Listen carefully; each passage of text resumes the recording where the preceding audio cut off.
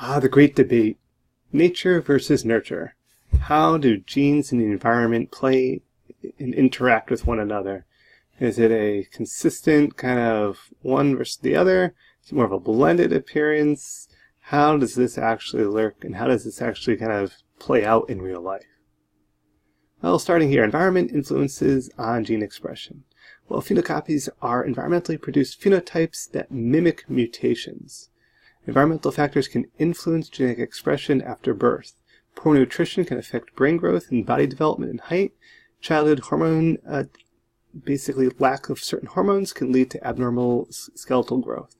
We see here obesity trends in the United States occurring from 1985, and we see that there's some differences in different regions of the country. Different states tend to have greater obesity. We notice that the percentages increase overall. Now we're looking from 1985, and here we are going 2005, a little bit beyond that, 2007, 2008, 9, 10.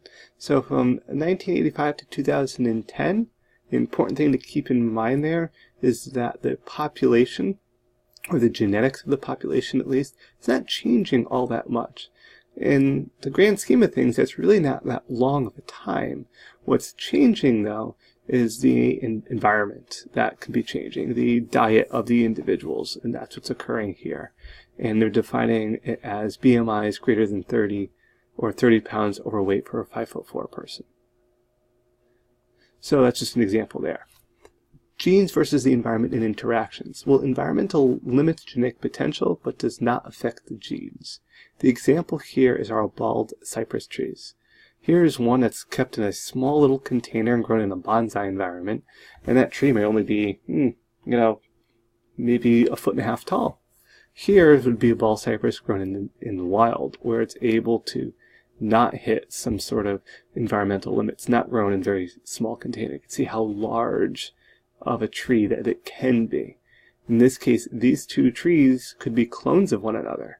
They could be the same genetics, but based on the environment that they are in, that can vastly impact the total phenotypic, or the expression that we see in that. We would think this would have different genes, but that may not always be the case. Here's also environment can limit genetic potential. Genetic limits, but does not affect, again, the genes. In a pea plant grown by the ocean might be small due to saltwater stress that's occurring, where a pea plant grown in a garden can reach a much larger size due to lack of environmental stresses.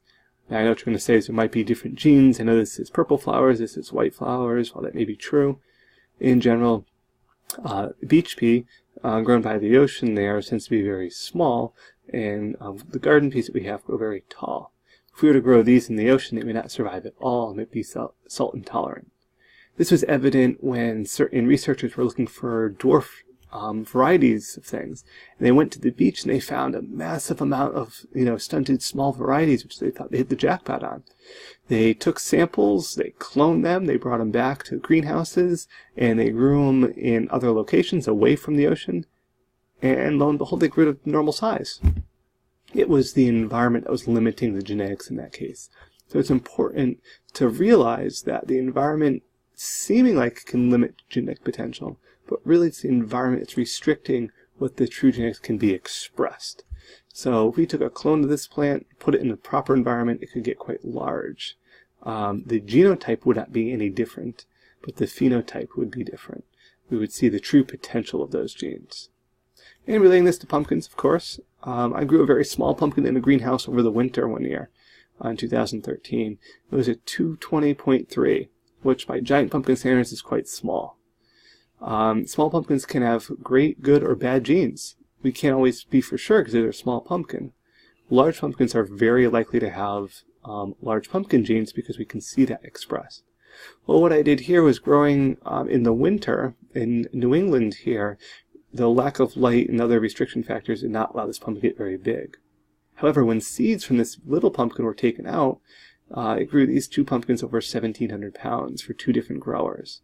These ended up in the top 15 in the world that year, to give you an idea how big these were back in 2013, all from a little 220-pound pumpkin. So this had the genetic potential, even though the environment that was grown in restricted its size. Hopefully that was helpful to give you just a little comparison of nature and nurture, and I know the debate will continue.